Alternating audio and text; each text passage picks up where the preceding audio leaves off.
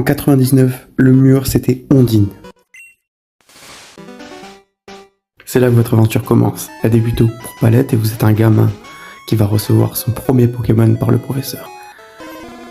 Vous faites vos premiers combats, vous affrontez vos premiers dresseurs, vous dominez la partie. Vous passez de ville en ville, vous passez de bâtiment en bâtiment, de personnage en personnage, et votre Pokémon est littéralement inarrêtable.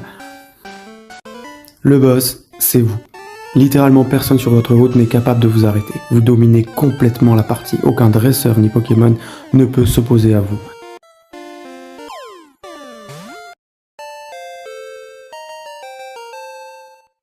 C'est là que vous arrivez devant le premier boss d'arène qui vous oppose son colosse de pierre.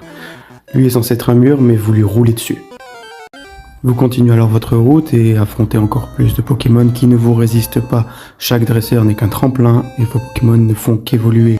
Et vous arrivez devant l'arène d'Ondine qui est littéralement fait pour être votre premier obstacle, un mur infranchissable si vous ne comprenez pas et ne maîtrisez pas un minimum les mécaniques du jeu. Cette dernière vous opposera un monstre, un mur littéralement infranchissable que vous ne pourrez pas passer si vous ne réfléchissez pas un peu. Le joueur s'entêtera littéralement à chaque fois, à chaque partie, mais il se fera décimer. Ce boss est trop fort. Vous devez trouver une nouvelle solution, vous ne pouvez pas vous entêter bêtement.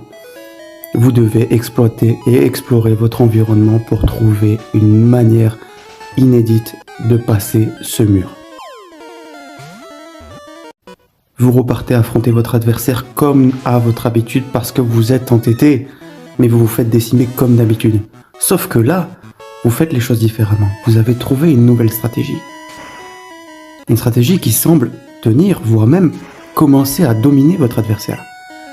Pourtant, la différence de niveau est totalement écrasante, il ne devrait pas, mais pourtant, il y parvient.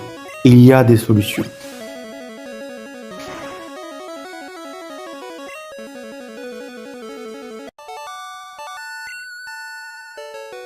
J'adore Ondine, c'est un excellent boss qui nous oblige à trouver de nouvelles solutions.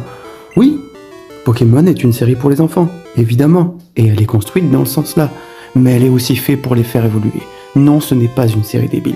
Il y a des solutions et les développeurs ont tout fait pour vous mettre des outils à portée de main et trouver de nouvelles manières d'aborder vos combats. Ça, c'est intelligent. Ça vous fait évoluer. Et ça, c'est génial.